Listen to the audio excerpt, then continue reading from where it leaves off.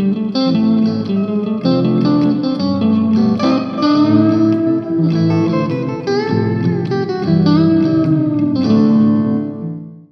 and welcome to the WZCC Chamber of Commerce Australia's podcast series on to celebrate International Women's Day 2021. Rather than just celebrating Women's Day once a year on the 8th of March, we thought we would celebrate it right through the month of March with a whole series of podcasts on women, strong, resilient women. And these women are going to tell their story. So we are calling this whole series Her Story. We've moved from his story, history, to her story. So sit back and listen. Today's guest speaker is an amazing, amazing young woman, Bhawna Sharma, who has gone through years of abuse. You can name the type of abuse, but she has gone through it all. But at the end of the day, she exemplifies what this series is all about. Resilience and the strength to stand up and conquer and then move on and be happy. So without further ado, let me introduce you to Bhawna Sharma. Hi everyone, my name is Bhawna. Often my friends also call me Michelle. I would today like to share my story split in pieces to let you know that if I can do it, everyone else can do it. I'm not dropped from heaven, or I'm not born with I'm raw or whatever. So just highlighting a few points about my life. I would like to start when the nightmare became reality when my mum died. So I was only 17 when my mum passed away in half an hour without any notice, because mum was not diagnosed with any disease or any sickness. She just walked in from outside in middle of May, which was hottest month in New Delhi. That's where I'm from. And she walked in, and within half an hour she died, taking a promise from me to look after 2 other young kids. And I must highlight, my mom was very controlling parent who would not allow me to stand in front of window. Forget about getting opportunity to socialize or mixing up with other kids or society. And I couldn't even cross road without holding my mom's hand in age of 17. The feeling of when my mom died and the vulnerability exposed to me without my consent, without any notice, without any warning, was just like a fragile, very weak, vulnerable girl covered.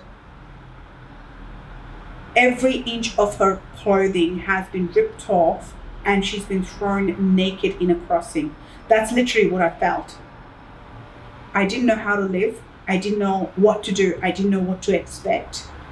And in the middle of all that, I had a father who was falling into pieces because his marriage was breaking after 18 years. I don't know what to, at that point of time, I didn't know what to be more sad or vulnerable about. Of my father possibly might die in grief of his marriage, or how am I going to live my life without mum? Who's going to look after my brother and sister? Kerfuffling with all that, my father got married again within a year. And that started another painful journey of bearing the pain of stepmother who's insecure in her own way and trying to steal my father away from all of us. I knocked my dad's door one day and I said, I need 1,500 Indian rupees as my annual fee for my college. My stepmom came out and she said, you are 18 now, you can make your own money. I don't know about anyone, but in India, it is considered as taboo if 18-year-old has to go and make money for themselves. And I decided that, okay, fine, if this is what it is, I will go out for job interviews. I was in year 12, and yet I was determined to look for my own employment without knowing what the hell it's all about. My dad said that, okay, you need to possibly do a teacher training course or do something which can give you at least some money to pay off your schools and your college. And at the same time, he had this dream for me to become a flight attendant. How am I going to become a flight attendant? I looked like a Greek teenager.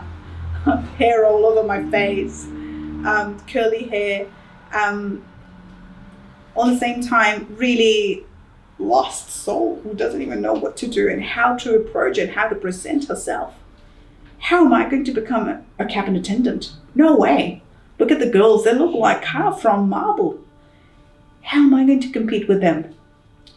Anyway, and then it came with sarcasm and criticism from all my relatives, all my uncle, auntie, cousins, that you are destined to doomed. Your mum was a horrible person and her karma has been passed on to you and you are destined to doom. And you cannot have anything, then get married and have 5 kids, get married to someone who's possibly divorced or handicapped or 20 years older than you. That's the best you can ever get. But you know what? Something inside me said that, no. If you can, why can't I? If you deserve to smile, why don't I? If you deserve happiness, why don't I? Who gave you this decision to decide that what happens in my life? I will decide what happens in my life. And I started collecting my pieces of what it is going to take for a girl like me who's from a Hindi medium school, who never had English introduction in her school till year 6. How is she going to compete with 2,000 kids lining up for cabin attendant interview? I can guarantee you it was not impossible. Well, I'm here. So it's not impossible. I had 17 rejection of airlines interviews from Jet Airways, one of the domestic airlines in India. 17 rejection. But here's the key point. Here's the silver lining. Every rejection only made me that much better. The first interview rejection told me what to wear. The second interview taught me how to dress my hair. Third, what color of lippy to wear. Fourth, how to talk. Fifth, when to talk. Sixth, what to talk. Seventh, how to observe body language of an interviewer. It taught me a lot. Can you imagine 17 rejection teaches you a lot? So don't be scared of failures. Take that as a learning opportunity. But again, that was not it. Didn't get any job, despite of 17 rejection from Jet Airways and 4 rejection from other domestic airlines. And I was announced that I'm a complete loser. I would have, if I continue on this track, I'll be doomed, and I would have no other option or then discarding my life. My father used to put his head on my lap and cry because people will curse him. My own grandfather, my own uncle, auntie will day, night curse me, bully me. To a point, my auntie once said that I don't want my daughters to hang out with you because you're a slut. And I don't want them to learn this from you because I do not have any protector. I don't have a father who can answer them back. I don't have a mother whom I can seek comfort. All I had was this fire. I just wish once I get this, I will slap these pieces of whatever. No swearing. So I had this fire igniting in me that I have to revenge them, but with my success. So it's a strange thing about anger. It comes in a form of disappointment or revenge. Use that revenge fire in a right direction to push you enough till you actually die, to aim towards success. And that's exactly what manifested for me.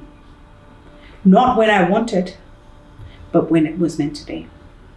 I completed my bachelor's, and it was kind of a standard at that point of time. I'm talking about back in 2002, 2001, around that time. It was a standard that once your daughter does bachelor's, and if she's not having a stable career, get her married. So the moment I gave my final year's exam and I was about to complete my graduation, my bachelor's, my parents thought I should get married to someone who was 20 years older than me. I rejected that boy straight on his face. This decision was taken despite of my consent or my approval. And I rejected that man. An entire family, the boy side of family, humiliated me, abused, used swearing language on my face in front of my entire family. I could have committed suicide. But you know what? No, life's too precious.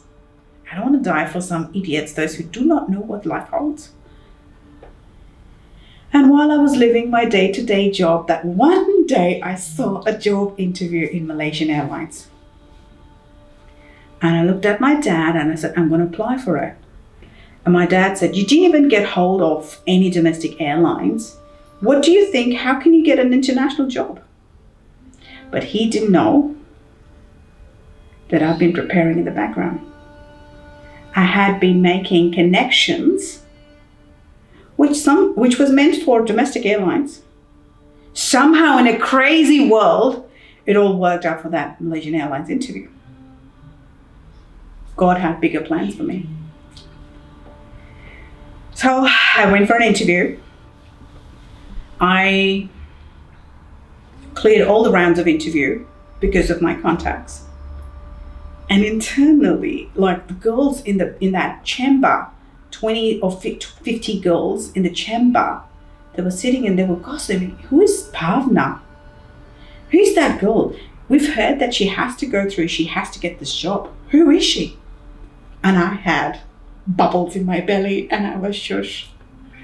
And I was just so happy, but I could not believe my destiny. Why would I get it? How could I get it? But on the same time, something exciting was knocking on my heart.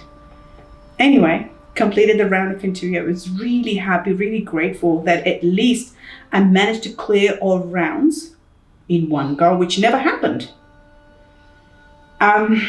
And then a week later, I get a call. Bhawna Sharma, you will need to come on such and such date for medicals. I said, who are you? I'm calling you from Malaysian Airlines.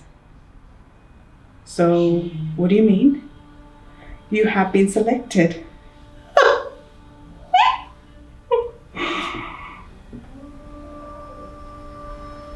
I lost my senses for a few seconds. I nearly fainted. How could that be?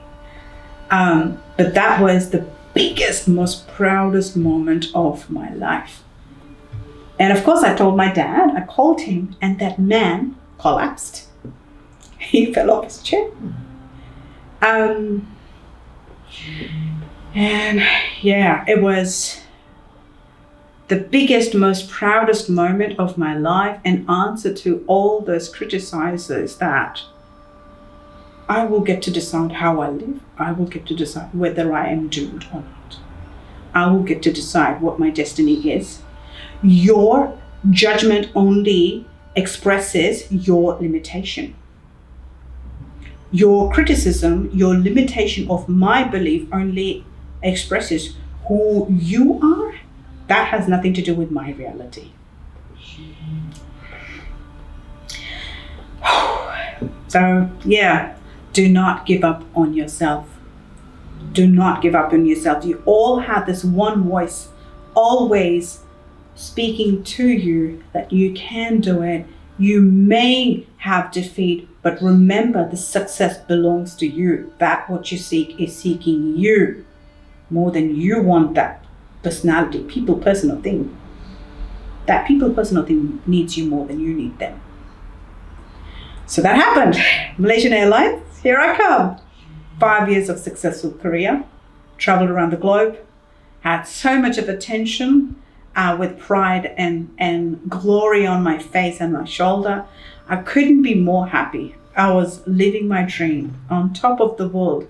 Confidence, money, fame, popularity, attention, everything was served on a silver platter. I couldn't have asked for more, but I don't know why I felt like maybe I need to do more. Maybe I need to get married. I don't know why I thought that.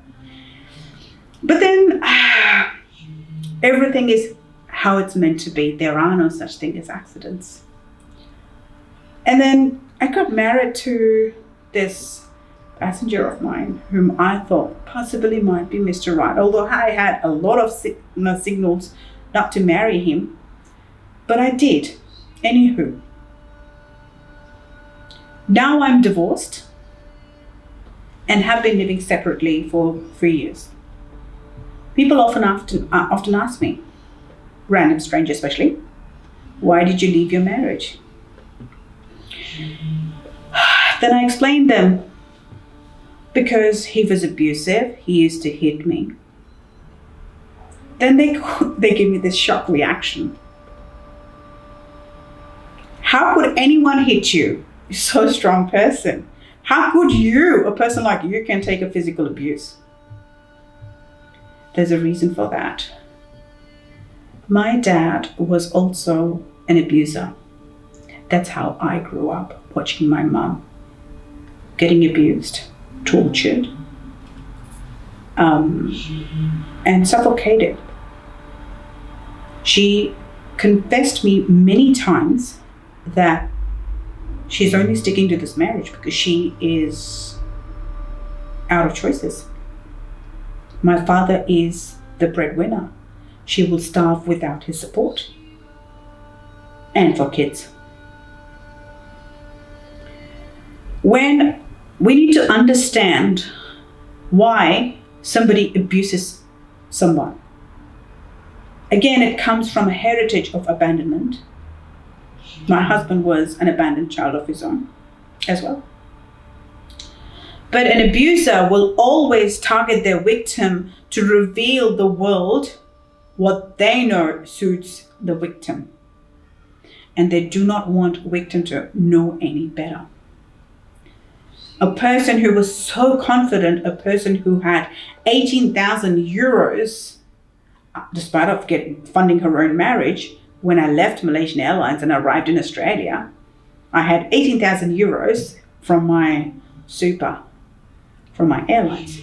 Despite of all that, a person became so weak and vulnerable. The person became so full of doubt of herself is because I was constantly reminded that not even a dog will sniff on me. Constantly reminded that I will not get a job. I cannot survive outside. He even used to say that if he stops paying me money, my son would not get a yogurt, you know, the tiny yogurt, flavored yogurt for kids. My son likes smoked salmon. Your son will starve for smoked salmon. He will not get it if I don't fund it. So he became my one soul controlling God who will decide when I smile, when I breathe, when I'm happy. He will decide what I think. He will decide what gets cooked at home. He will decide what TV to watch, what show to watch. He will decide when we will go out. He will decide when will I live, when will I die. Well, that's not true.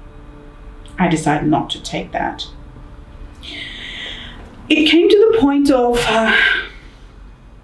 this abuse didn't really sounded correct to me, but at the same time, it was quite shock surprise for me that how could I get married to my dad? Because I never resolved my father's issue, because I never made peace with myself, because I got married just to convince and please my father. How could anything which starts on convincing or pleasing and avoiding your gut feeling can end up pleasant? I was on this conference call with my father and my father-in-law, and the phone was on a speaker while this man was bashing me and bruising me. And that night he caused me a rib fracture. And I'm talking to my dad and I'm saying, Papa, I will die one day. He hits me so bad. How could you let your daughter get hit so bad? And Papa said, well, if you die, so be it. Just don't come back.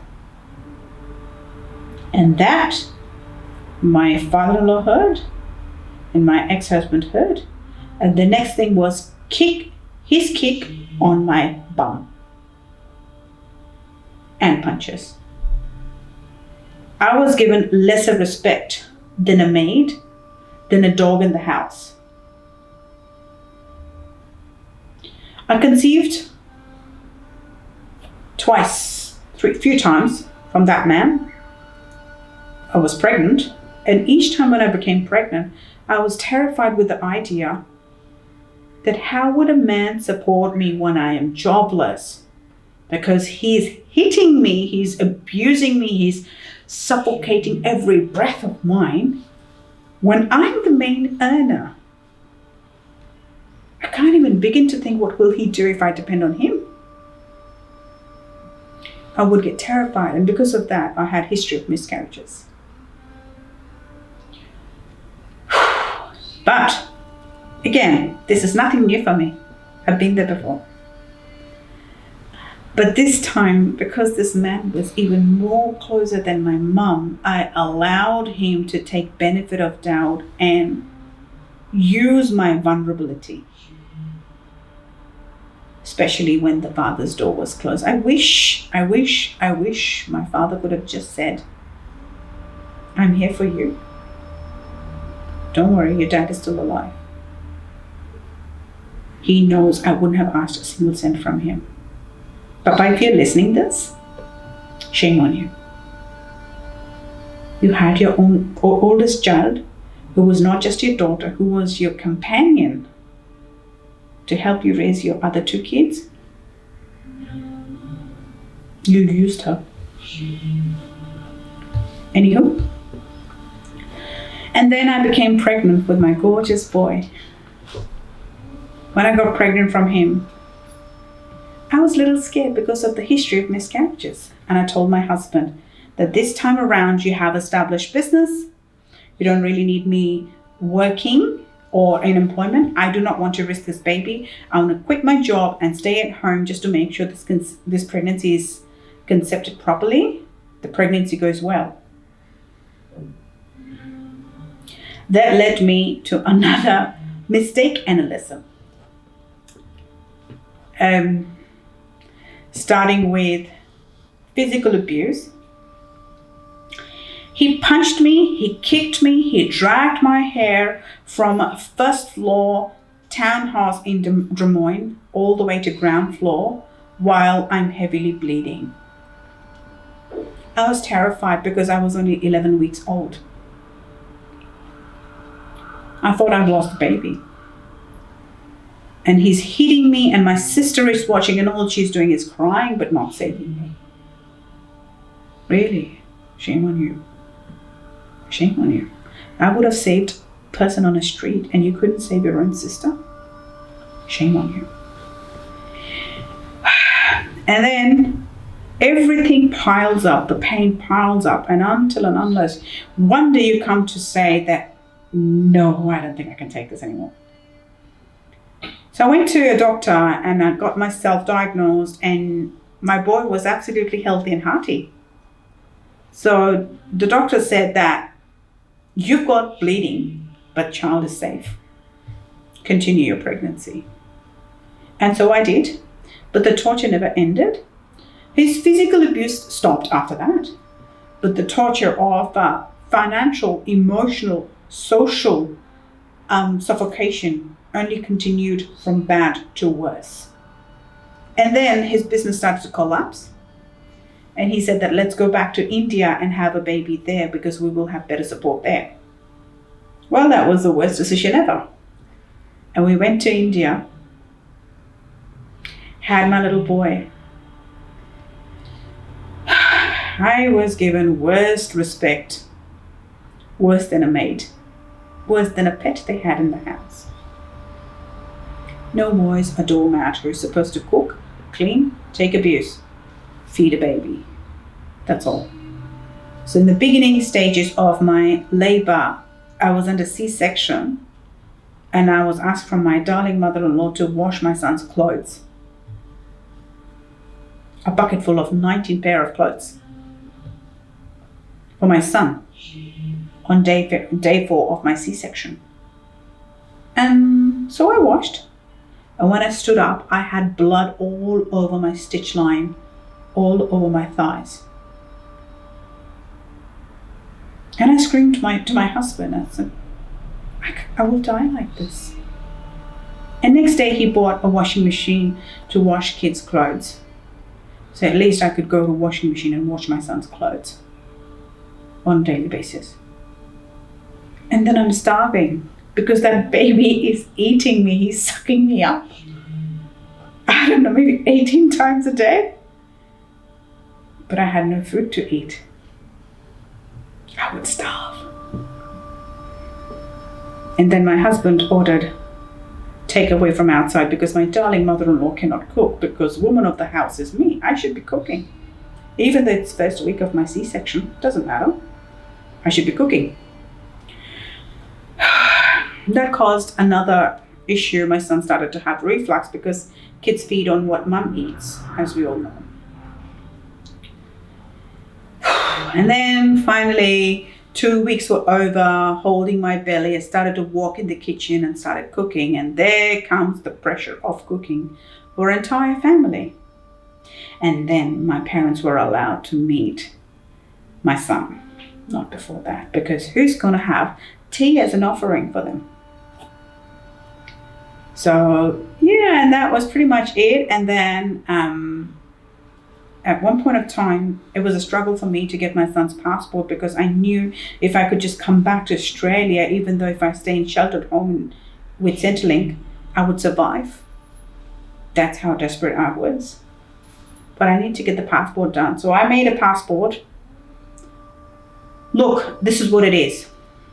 I don't have money. I have a baby. I have a passport.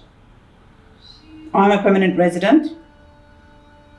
What's the solution? Go back to Australia as soon as possible. To me, I was trapped. I was cheated. I was hostage. I was made hostage. So just to come back here was a big escape for me. And so that opportunity came. We were just meant to come for 1 week, and it's been ever since then. So we came back to Australia when my son was 11 months old with just an excuse that we're only going to Australia for 1 week, not more than that. And the moment we were at airport, it was so obvious to see the joy and the freedom on my face that my husband said, "You're not going back, are you?" I said, "No, I'm not. And if you're going to force me, I will call cops." So we decided to stay back here in Australia. And he said, if you want to stay in Australia, you possibly might not go to a full-time job sooner, but you still have to help me with my business. And I said, okay, fine, that's doable. So I will hire a babysitter. And she would be in a separate room and I will be in a separate room with my desktop, with my computer, and working in a closed room 12 hours a day. And my dear husband would be overseas, cheating on me, partying, going to nightclubs, and controlling my finances. Because whatever I will earn for, I will never get a single dollar. Every money would go to his bank account. And he will threaten me that I hold power on you. I am your God. So you better bow me. You better do as I say, breathe as I say, cook as I say, live as I say. Or else I will stop it. If I stop that financial support, you will not have money to buy your son flavored yogurt. My son likes smoked salmon, so your son will not have smoked salmon. Without thinking that he's not my son only. But it doesn't matter. An abuser stays abuser, and they do not think it through for consequences or an outcome. Otherwise, they won't be abuser. They only want short-term contentment. They only want short-term pleasure, which includes numbing of emotions, numbing of senses, numbing of awareness. That's all he knew, and that's all he was doing. But for some way, somehow, I made a promise to myself that if my son is born, I will never allow this man at least to hit me again. That should not happen. So he will control my finances. He will mentally, emotionally, financially, socially torture me and abuse me. He once said, I hope this is going to adults. He once said that you are so ugly and so fat that I've lost my erection. A man for whom I gave him an evidence for his manhood by producing a boy for him said that. Not even a dog will sniff on you.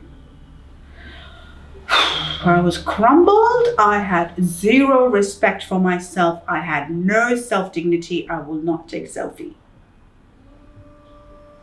I will not look at myself in mirror. I will not leave home without 1 hour blush blow dry on my hair, tens of layers of makeup on my face, Louis Vuitton handbag all the time, pointy high heels and luscious gorgeous dress, because otherwise I'm unattractive, because even I can't even make my husband attracted to me. That's the level of confidence he constantly used to feed on me, so I understand and make my peace with whatever he's giving is the best. And this was only flared up even more from my family, because my family used to say that he's the best you can get. So just live with it, with zero level of understanding and support. They will call him every day. They will talk to him every day and praise him. And bad back about me, about their own daughter, about their own sister. I had no avenue to get any strength, any motivation, any help, any uplifting, any corner of light. Every door was shut. And then finally it became the night. Finally I dawned upon the night when I walked out of my marriage. Despite of all the promises I made to myself that this man will never hit me, he did hit me. It happened a few times. But this time, on 7th of July 2018, as we speak, this man hit me like I'm not a human being, and he's not threatened to kill me. He's not scared of me losing my life. We normal human beings who are in our normal mindset, we can never do that, even regardless of the damage the other person gives to us. We can never do that. To kill a chicken will take a lot of guts to us, at least to me. I can't even kill a chicken.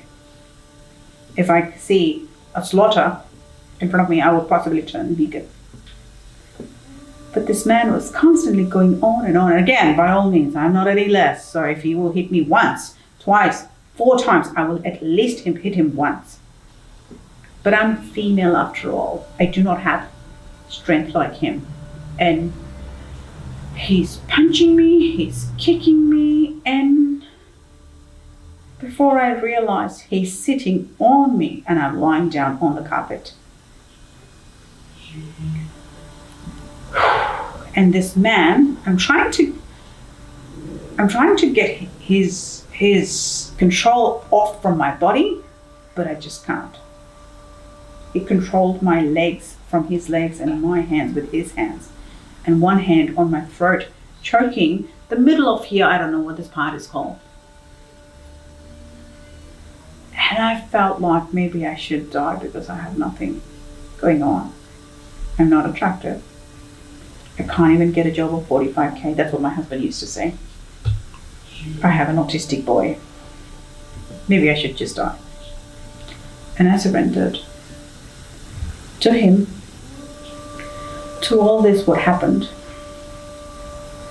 Let it be. How gorgeously amazing, lucky I am to die from my own husband's hand without any disease or age or any vulnerability. Let's just die. And everything became black. Everything was black. And then I don't know, that's where the light was. And out of nowhere, this light came upon me in fraction of a second, tinier than a second. That light reminded me everything for how the life was when my mom died, a child who's mainstream, what challenges I had to go through in age of 17 when I was introduced to stepmom. So if I die, my son will be within a year, will be blessed with stepmother, for sure. Then a 5-year-old autistic, severely disabled child, what chances would he have to survive? That all happened in less than a second with that light. I thought, no, this cannot happen. I cannot allow you to kill me. And I twisted my torso in that struggle. I passed urine in my pants. And when I did that, the first thing I did was grabbed my keys and ran without thinking of my son, without thinking of what's going to happen. I had my phone and my keys, not even my wallet. And that was the first light which says, enough is enough. I'm not going to take this anymore. And I was in a car. I called one friend of mine. She said, don't come to me. Don't come to my husband. I cannot explain to my husband. How would I justify? I can't support you. Sorry. And I happened to call one of my soulmates. She's part of my soul tribe. And I called her. And I said, Jagrati, I don't know what to do.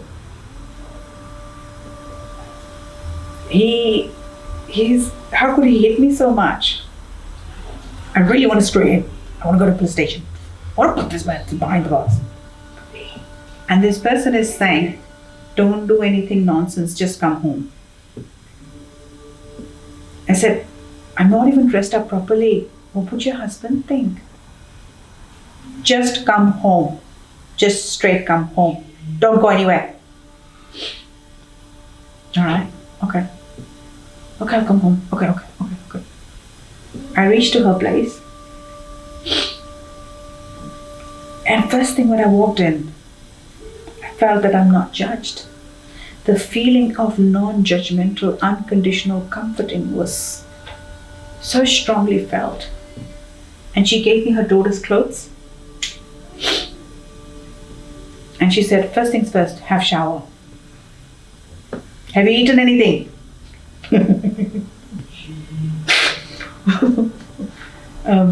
No.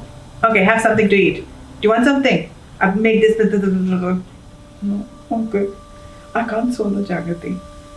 Okay, I've put some water, watch some TV and sleep. Just sleep. She did not spoke to me. She did not ask anything. She did not reveal or unleashed anything that night. And I slept. I had a shelter. I had a roof. I had comfort. I had non-judgmental, unconditional love that night, who made me see that there might be a possibility for us to survive. Maybe life might be worth living without my husband. Maybe I can survive. Maybe I have a chance. And next morning when I woke up, she said, what kind of man is he? He hasn't called for his wife for the whole night. I don't know whether he's the right man. But if you can make your marriage work, try to do that instead.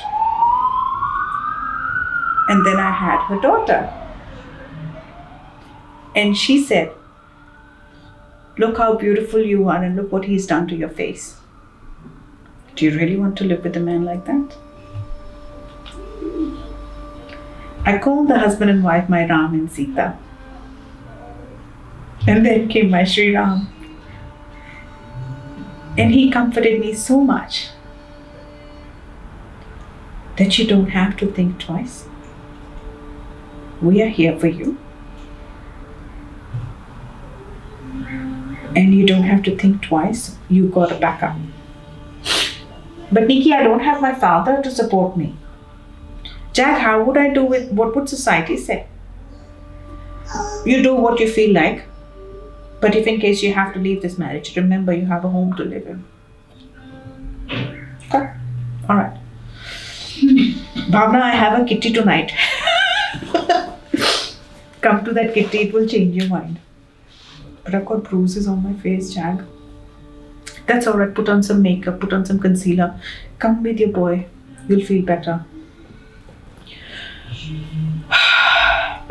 And so I decided, okay, I would come and I would try to live. Then this thought contemplated in my brain, in my mind. How would I make it? And if I can't, what should I do? I told Jack, I think I can't do this. And I can't leave Jeet alone, my boy alone. I will first kill him and then I will kill myself. Because if I die together, if I die, he doesn't, it's even miserable for him.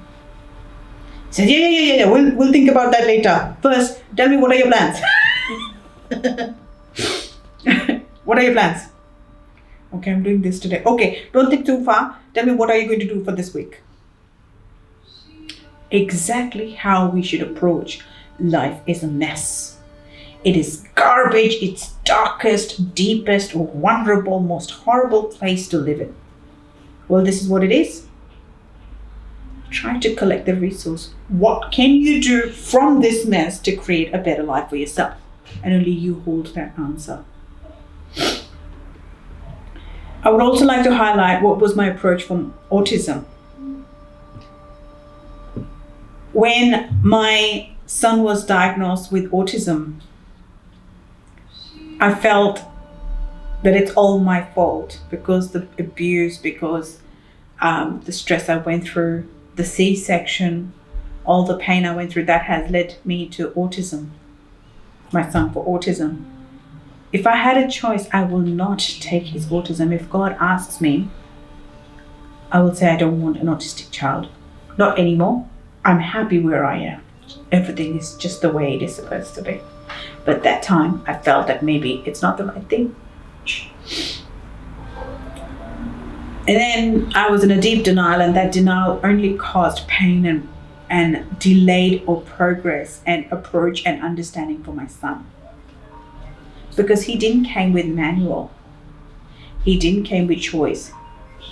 But on the same time, I don't know whether I should say or not, but if I only had a normal child, if I only had a mainstream child, who is Jeet's sibling, who's my son's sibling, I would have had more comparison, more competition going day and night of what my child is not capable of. But because my son is the only child I have, my son is the only parenthood experience I've gone through, it's amazing. So most of the time when family gets stuck with disability, they blame a disabled applicant, whether it's parent or a child or a sibling. They blame a weaker, handicapped person to be a cause of everything going wrong. In my case, my husband used to use my son's vulnerability to get to me, and I will blame my son's vulnerability for my failed marriage. But when you are in negative thought process, everything goes negative. And I'll tell you exactly how my son's autism also played a big role for me to come out of all this nonsense. Because when parents get separate, kids don't understand what happened. And the mainstream child has a gazillion questions because even they go through trauma. When I got separated from my ex-husband with no home, $50,000 in my bank account, no cutlery, no washing machine, no microwave, no fridge. Nothing. I was falling into pieces. I used to get cops coming, people from child protection coming just to make sure that Jeet and I am in a right mental health state.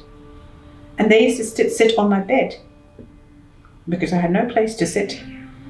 We had no lounge, no couch, no nothing at that point of time. And when I did not have answer to myself, my boy did not have any question.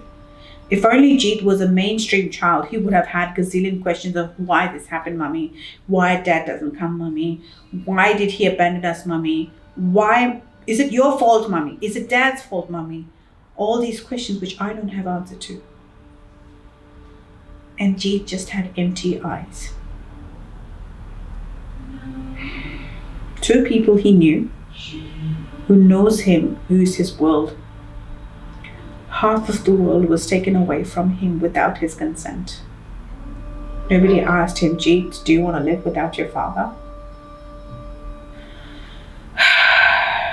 And his father abandoned him. His father left to different state in 2019 February without taking his own son's consent. You can divorce your partner, you cannot divorce your son or your child. But he abandoned, and my child went through that experience. But if at that point of time, I'm glad Jeet was autistic. If he had questions, I didn't have answer to them. I would have gone even more mental torture and trauma. So everything is how it's meant to be. So I got my own place within 1 week, within that $50,000, within 1 week after leaving my place. And I started looking for job opportunities, laying out interviews, 7-8 interviews a day. And I happened to see this one job, which I had no clue that I would even get considered to apply for. But I thought, my luck is not going anywhere. I might as well just apply it, whatever. Just bulk apply. And guess what? I got a call from that job offer. And when I got the call from that job offer, I had few options lined up. But that job offer was from PayPal. And I had no idea what that is all about, but I know the name, it's a big name. One of the 5 top companies in the world. And I applied for it, and they called me, and the interview happened, and it went great. And then I asked them, why are you hiring me? I don't have a technical experience or a financial background. They said, you're a salesperson, and we can sense that, and we just want you to sell. A person like me who hasn't got formal qualification, a person like me who didn't have exposure for English language till year 6, a person like me who didn't have parents' support, a person like me who was abandoned from her parents, society, brother and sister, ex-husband, could achieve so much. I don't know what's stopping you then. And then I had job, and I had NDIS support, which funded to pay for my son's carer. So the carer would look after my son while I go out for work. It was not easy. One step at a time. Like my old soulmate said, live this week and we'll talk about that later. And so I started following that. And today, I'm about to buy my place. Yay! Really happy, really excited. The key to success is don't think too far. The only thing which I thought for too far was my marriage, that it will last forever. And look how it ended up. Live for today, live for now, live for this hour. Because you don't know what's going to happen next hour, you might die. So live your fullest, live every day as your last day. And I'm sure you've heard this a lot. But people say, oh, it doesn't mean that I have to go crazy and get drunk in a pub or bar. No. When you are dying, you should have no list of regrets. Steve Jobs is considered to be the most successful person on earth, but I guess that I'm richer than him because I don't have a list of regrets like he did. I've done everything in my life, good and bad. I've done plenty of mistakes, some I really enjoyed, but I only learned from them. And all my mistakes, all my painful accidents, error, has only caused me learning for which I have achieved and am sitting in front of you and talking about it. So do not be confronted and get too much stuck into a pain or traumatic accident or a hurt, because end of the day, it is just a sensation. It is just a feeling. Just the way you feel happy, that's how you feel sad. Don't get caught up in too much of why this pain, why this bad, why this hurt. Try to get a message across. What am I supposed to learn from it? Because if you don't learn from it, I didn't learn why my father is hitting my mum. And that's why I got trapped in a bad marriage. Now I've learned why I got stuck in that bad marriage, because I lacked self-love. And self-love doesn't mean getting a massage done or getting mani-pedi done or getting your gorgeous hair or buying a new dress. Self-love means being kind to yourself. Relax. If anxiety kicks in, if OCD kicks in, if this pressure of putting everything perfectly together kicks in, just remember, if it goes wrong, then what? It's not the end of the world. You can always start putting your pieces together. Nobody's going to die. But if you keep going through these panic attacks, you might one day with that pain. So love yourself. You come first, because you're the powerhouse of projecting the family, projecting the kids together. You're the mother guy, you're a woman, you're cooking, you're creating a family, you are creating all abundance and combining the family together, and you keep forgetting to feed your own soul. Being kind to yourself. You're kind to even a puppy on the street. Why can't you be kind to yourself? So please respect yourself enough that you create your own standard, that I'm not going to take any less than this. I have these standards in love, whether it's coming from a partner, husband, kids, friends, family, relatives outside or society outside. Remember that you have set up healthy boundaries of self-love, that I love myself this much and I'm not going to take any less than that. If you can't do that, then get out. There's no room for you. I've been actually many times proposed with this idea of maybe I should see someone. My father said, my cousins said, my grandfather said, you should get married now. You should find someone and get married now. And I often ask them, why? Why? So you can be happy. And what makes you think I'm not happy now? Oh no, he will help you financially. What do you think? What makes you think that I don't have financial stability now? What do I need a man for? If I'm happy just the way I am, then why do I need a burden to raise a man-child? I'm not interested. I have a boy to raise, and that's all I'm responsible for. And when he becomes independent, I'm no longer responsible for him as well. So if somebody tags along with a similar vibration, excellent, I'm happy to consider, don't get me wrong. But why? Because I'm weak, vulnerable, because I'm female? Well, I cannot just be a man of the house. I'm also a female of the house. I can produce a baby again, but a man can't. So I don't think I'm lesser than a man. I think I'm much more than a man. So this is what I would like to emphasize on. And I have, with my closest soul tribe, my friend Jagrati and I, we have tried to spread this awareness through South Sydney Indian Association. We have done one workshop lately about spreading awareness for domestic violence, speaking up for yourself, how to notice what are the signs of domestic violence, when to say enough, and how to say stop.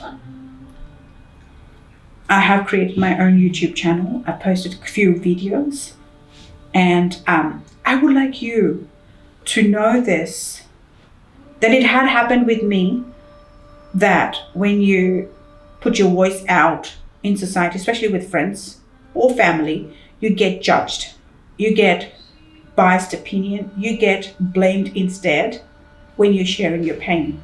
Well, that's not true. South Sydney Indian Association is trying their level best to reach out to every possible woman who might think that she's getting suffered and not being heard. We're there. We're there to hear you out, to guide you what steps you can take.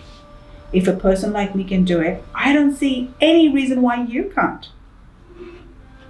I don't see any reason why you can't. You're a creator. You're the start, you're the end. You're a mother, you're a woman. Be kind to yourself and create self-love within yourself before you spread out. Enjoy life. And by enjoying doesn't mean spend money. Enjoying life means being kind to yourself and be blissful for your existence of what God has created for you. Thank you so much, Jimmy, for allowing me this opportunity to speak about women empowerment and allowing me to share my story. I'm truly honored and grateful. Thank you so much. I think we should be thanking you for sharing such a personal story. And when I was listening to you this last half an hour or so, just one phrase kept coming in my mind. There's a saying, women are the weaker sex. After hearing you and some of the others that we are going through in this series of podcasts, I think it's totally debunked. You are not the weaker sex. You are the stronger ones. You've shown resilience. And I think, speaking for myself and speaking for some of the male friends I have who might abuse me later on for saying this, we are the weaker sex. We are the weaker sex. Just the feelings that you have been so openly sharing with us, I thank you for that. And on behalf of the WZCC Chamber of Commerce Australia and our whole series of podcasts on International Women's Day 2021, you have actually just now gone through exactly what my title is, Her Story. Thank you. Thank you. Thank you.